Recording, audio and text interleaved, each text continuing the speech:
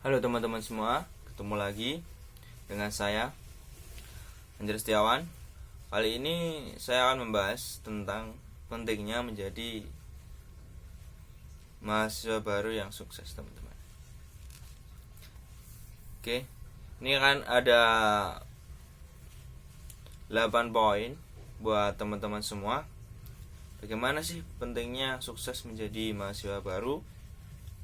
Oke, simak video ini biar teman-teman bisa sharing ke adik, kakak, atau yang mau melanjutkan studi ke jenjang perguruan tinggi.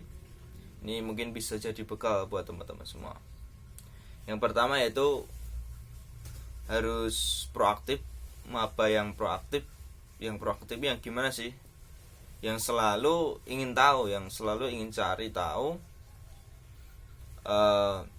bagaimana sih menjadi mahasiswa yang aktif baik di dalam kampus maupun luar kampus, terutama mengikuti kegiatan-kegiatan yang bisa memberikan manfaat bagi lingkungan kampus maupun masyarakat.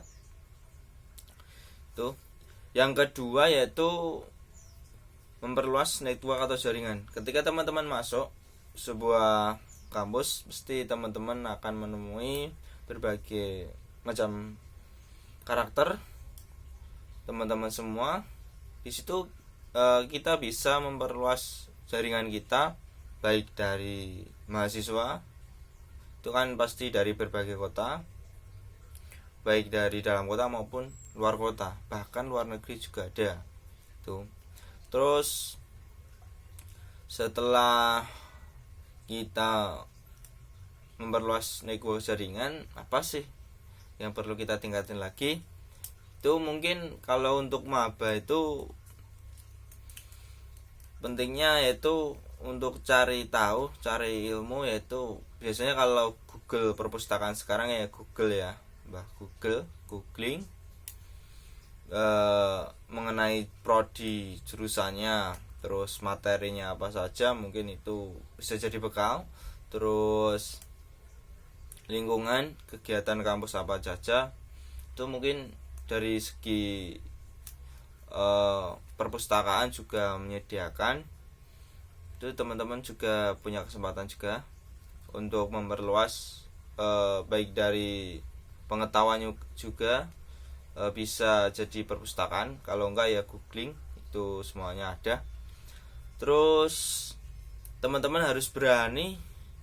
Yang keempat itu dekati dosen. Teman-teman harus berani dekati dosen. Kenapa? Karena ketika ingin kita dikenal, kita cari ilmu, cari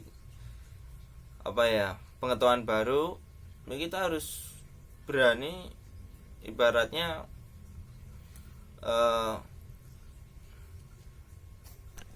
dekati dosen. Kenapa? Karena di situ banyak ilmu yang bisa kita dapatkan, baik dari dosen maupun dari kampus, teman-teman. Itu juga ngaruh ke depannya juga. Nanti kan kalau kita dapat dosen yang baik, terus mendukung kita, mensupport kita, kan perkuliahan kita juga bisa lancar gitu loh. Tugas-tugas juga nanti kalau kesulitan bisa konsultasi, ataupun nanti kalau ada program maupun project bisa ada bimbingan gitu, teman-teman. Terus teman-teman jangan hanya mengandalkan, poin kelima ini cukup penting buat saya pribadi. Kenapa? Pengembangan diri. Teman-teman harus punya pengembangan diri. Di situ pengembangan diri yang gimana? Yang teman-teman sukai. Contohnya, teman-teman fashionnya di dunia bisnis, ya coba cari-cari buku investasi, leher ke atas, itu mungkin yang paling berpengaruh lah ke depannya. Cari buku yang sekiranya bisa membuat pengembangan diri, ilmu-ilmu yang bermanfaat gitu. Terus kalau pengembangan diri dari skill kita juga bisa, biasanya dari komunitas dari luar, teman-teman. Mungkin dari komunitas fotografer, terus coding gitu bisa. Ini bisa apa ya, bisa jadi acuan lah teman-teman, ternyata di dunia luar itu begini, terus cara kerjanya begini, sistemnya begini. Mungkin bisa jadi pengalaman juga buat teman-teman, apalagi buat mahasiswa baru itu sangat berpengaruh juga. Terus yang keenam itu teman-teman jangan hanya istilahnya mengandalkan apa ya, biaya orang tua. Teman-teman harus juga bisa berwirausaha. Di setiap kampus mungkin ada program wirausaha yang bisa kita ikuti, yang bisa kita berkarya di situ. Apapun itu mungkin bisa diajukan lah buat kegiatan, mungkin wirausaha jualan makanan atau kuliner, ataupun itu program, itu kan bisa juga dijadikan sebuah bisnis yang bisa membuka peluang dan menghasilkan cuan yang bisa ibaratnya bisa menghidupi lah biaya untuk kampus dan biaya kuliah dan biaya hidup. Itu mungkin juga bisa bermanfaat, dan teman-teman juga harus bisa mengatur antara jam kuliah dan jam wirausaha.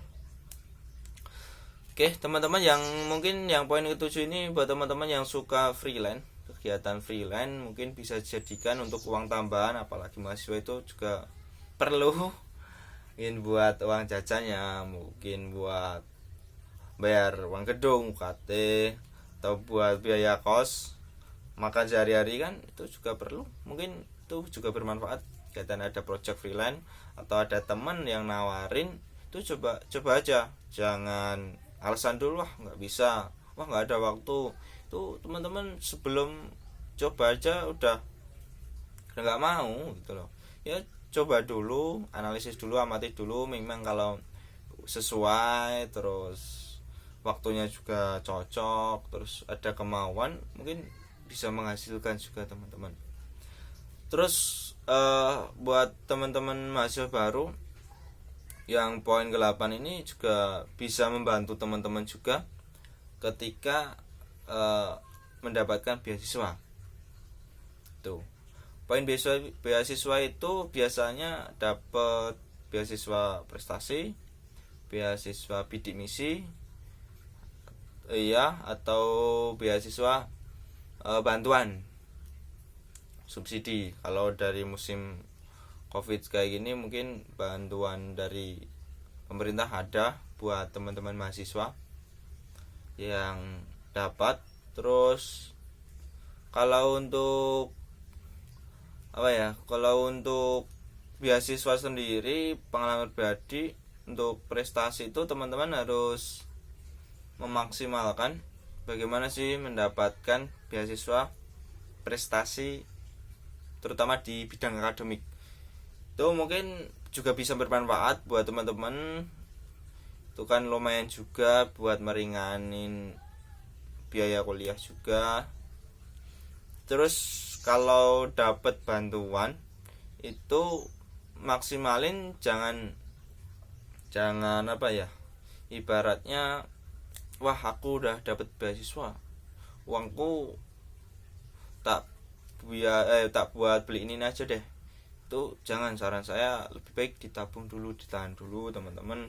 Kalau memang ada keadaan yang mungkin urgent, mungkin bisa dipakai, gitu sih saran saya pribadi. Mungkin itu dulu. Nanti kalau memang teman-teman ada request atau konten-kontennya selanjutnya, bisa jadikan